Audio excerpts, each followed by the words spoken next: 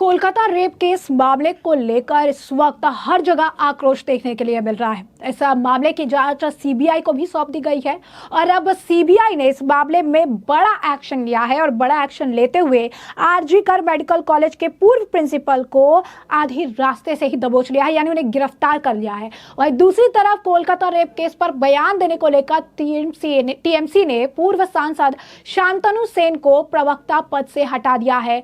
जी हाँ, बिल्कुल सही सुना आपने। क्या है माजरा, विस्तार से समझेंगे एक एक करके। सबसे पहले बात कर लेते हैं कि किस तरीके से जो है इस मामले में गिरफ्तारी हुई है और किस तरीके से अब एक्शन मोड में जो है सीबीआई नजर आ रही है। तो आरजी कर अस्पताल के पूर्व निदेशक संदीप घोष को सीबीआई ने बीच रास्ते से उठाकर सॉल्ट लेक के सीजीओ कॉम्प्लेक्स जो है वो ले गई है।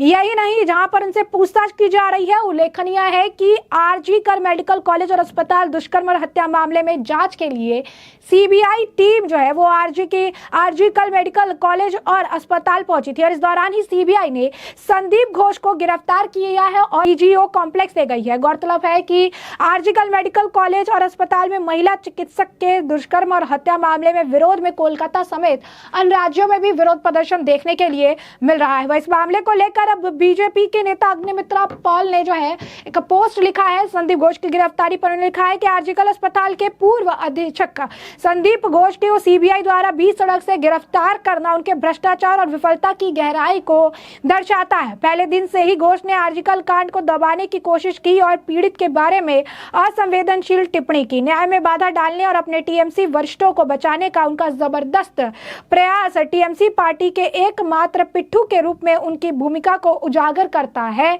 जो अपने कर्तव्यों का पालन करने के बजाय आदेशों का पालन करता है। चूंकि उन्हें सीजीआई कॉम्प्लेक्स ले जाया गया, इसलिए हमें उम्मीद है कि सच्चाई जल्दी सामने आएगी और न्याय मिलेगा। पश्चिम बंगाल के लोग इस गंभीर कदाचार के लिए जवाबदेही की मांग जो है करते हैं। तो अब देखिए किस तरीके से सीबीआई को जैसे ये मामला दिया गया कि शुरुआत में इस मामले में सीबीआई जांच की मांग की जा रही थी, मामला काफी स्लो चल रहा था। हर बार ये देखने के लिए मिल रहा था कि किसी ना किसी को बचाने का प्रयास किया जा रहा है और कहीं ना कहीं इस मामले में मुश्किलें जो है बढ़ती नजर आ रही है। और ऐसी स्थिति में अगर आप देखेंगे तो जो सिचुएशन है वो परिवर्तित हुई। सीबीआई ने अब इस मामले में संदीप घोष को गिरफ्तार कर लिया है, जिसे लेकर अब बीजेपी ममता सरकार पर पूरी तरीके से हमलावर नजर आ रही है। इस मामले पर लगातार जो अगर आप देखेंगे तो कई सारे बात निकलकर सामने आ रही है। ममता बनर्जी से इस्तीफे की बात की जा रही है। ये भी कहा जा रहा है कि ममता बनर्जी लगातार जो इस मामले में लोग इन्वॉल्व है उन्हें बचाने का प्रयास कर रही है। कई सारे लोगों ने सबूत मिटाने के प्रयास किए, तो कई तरह की बातें इसमें निकल कर आ रही है। और मेन जो कल्प्रिट है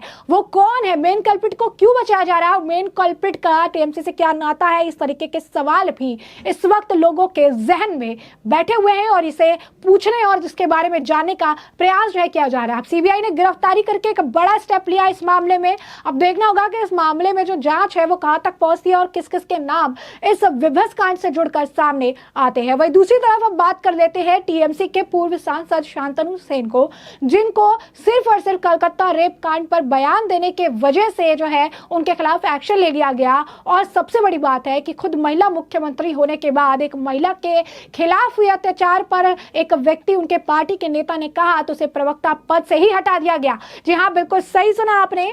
कोलकाता में मेडिकल डॉक्टर के रेप और हत्या मामले में बयान देना टीएमसी के पूर्व सांसद शांतनु सेन को महंगा पड़ गया। टीएमसी ने उन्हें पार्टी के प्रवक्ता पद से ही हटा दिया। पार्टी के इस एक्शन के बाद अब शांतनु सेन ने अपनी प्रतिक्रिया दी है। उन्होंने कहा है कि मैं टीएमसी के साथ था और टीएमसी के साथ रहूंगा, लेकिन मुझे इस बात का बुरा लगता है कि जब दूसरे दलों के नेता हमारे साथ आते हैं तो उन्हें सम्मान दिया जाता है, लेकिन पार्टी के एक समर्पित सच्चे सिपाही को इसका सम्मान जो है, इसका सामना जो है करना पड़ता है। दरअसल शांतनु सेन ने आजकल अस्पताल पर सवाल खड़े किए थे। उन्होंने कहा था कि मैं असमंजस में हूं कि अपनी बेटी को आरजीकर में नाइट ड्यूटी पर भेजूं या नहीं। उन्होंने कहा था कि मैं एक पूर्व आरजीकर की जो है एक पूर्व आरजीकर हूं, मेरी बेटी वहां पढ़ती है। पिछले कुछ वर्षों में आरजीकर के चिकित्सा शिक्षा में गिरावट आई है। माना जा रहा है कि शांतनु सेन के इसी बयान के बाद उन पर यह एक्शन लिया गया। पार्टी ने शांतनु को इस बयान को उनकी निजी जो है बयान बताया। एएनआई को दिए एक बयान में शांतनु सेन ने कहा कि मीडिया के माध्यम से मुझे पता चला कि मुझे पार्टी के प्रवक्ता पद से हटा दिया गया।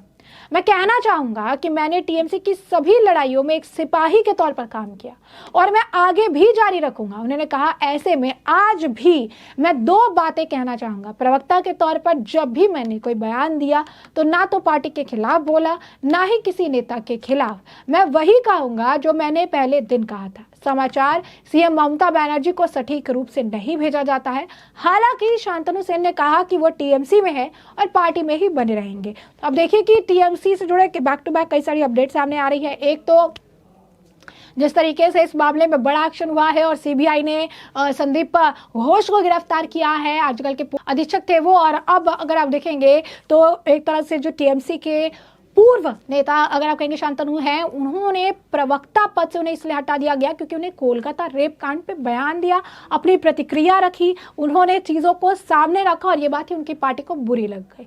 और वही घूम फिर के सवाल खड़ा हो रहा है कि आखिर क्या ऐसा कारण है, आखिर क्या ऐसी वजह है कि आरोपियों को बचाने का प्रयास किया जा रहा है। ऐसी क्या ऐसी वजह है जिसकी वजह से आरोपियों को संरक्षण देने का काम किया जा रहा है। आखिर ममता बनर्जी किसे बचाने का प्रयास कर रही है, उनका क्या इस पूरे मामले पर रुख है, इसे लेकर क्वेश्चंस खड़े किए जा रहे हैं। तो ऐसे में साफ तौर पर आप देख सकते हैं कि किस तरीके से बीजेपी अब इस मामले को लेकर उन्हें घेर भी रही है, इस मामले को लेकर प्रतिक्रिया दे रही है, सारी चीजें कह रही है। अग्निमित्रा पाल ने भी इस मामले को लेकर जो है प्रतिक्रिया दी। उन्होंने लिखा भी है कि आरजीकर अस्पताल के पूर्व अधीक्षक संदीप घोष को सीबीआई द्वारा 20 सड़क से गिरफ्तार करना उनके भ्रष्टाचार और विफलता की गहराई को दर्शाता है। पहले दिन से ही घोष ने आरजीकर कांड को दबाने की जो कोशिश है वो की थी और पीड़ित के बारे में असंवेदनशील टिप्पणियां की थी। न्याय में बाधा डालने और अपनी टीएमसी वरिष्ठों को बचाने का उनका जबरदस्त प्रयास जो है वो टीएमसी पार्टी ने एकमात्र पिट्ठू के रूप में उनकी भूमिका को उजागर करता है, जो अपने कर्तव्य का पालन करने के बजाय आदेशों का पालन करता है। चूंकि उन्हें सीजे और कॉम्प्लेक्स ले जाया गया है, इसलिए मैं उम्मीद करती हूं कि सच्चाई जल्द ही जो है सामने आएगी और न्याय मिलेगा। पश्चिम बंगाल के लोग इस गंभीर कदाचार के लिए जवाबदेह की मांग कर रहे हैं। बता दें, यही नहीं, इस कांड को लेकर जिस तरीके से जब मेडिकल के जो चीज़ें निकल कर सामने आई कि किस तरीके से कितना प्रेशर से लड़की का जो है गला दबाया गया और काफ़ी सारे जो मेडिकल अगर आप कहेंगे कि जो रिपोर्ट सामने आई है उसने इस कांड को लेकर लोगों के दिमाग में जो है और बहुत सारे सवालों को जन्म दे दिया है। पहले स्टार्ट में एक कल्प्रिट की बात कही जा रही थी, फिर जब जिस तरीके से अगर आप कहेंगे कि जो मेडिकल रिपोर्ट आई है उसके बाद ये पता चला कि कल्प्रिट कोई एक नहीं है, इसमें कई सारे मल्टीपल कल्प्रिट्स जो हैं वो इन्वॉल्व है, जो कि उनकी मेडिकल रिपोर्ट बताती है। अब सड़कों पर जनता है, सड़कों पर डॉक्टर्स हैं और हर जगह ये आंदोलन भले ही कोलकाता से शुरू हुआ हो लेकिन अब हर जगह उसे लेकर आवाज उठाई जा रही है और सवाल वही पूछा जा रहा है कि जिस राज्य की मुख्यमंत्री खुद महिला है, वो महिला मुख्यमंत्री एक महिला के साथ हुए इस विभत्स कांड को लेकर आखिर किसे बचाने का प्रयास कर रही है, आखिर क्यों सबूत मिटाए जा रहे हैं, आखिर किसके कहने पर गर्ल्स हॉस्टल में एक भीड़ घुसने का प्रयास करती है जस्ट बिकॉज कि उसी गर्ल्स हॉस्टल में कई डॉक्टर जो है प्रदर्शन में हिस्सा लेते हैं। आखिर किसके कहने पर आरजीकर मेडिकल कॉलेज में तोड़फोड़ की जाती है, सबूतों को नष्ट किया जाता है, आखिर किसके कहने पर इस विभत्स कांड पर भी पर्दे डालने का प्रयास किया जा रहा है। तो ऐसे में हमने आपको जो पूरा मामला है विस्तार से बताया। इस मामले पर अब आपकी जो राय हो कमेंट सेक्शन में कमेंट करके जरूर से जरूर साझा करिएगा। धन्यवाद।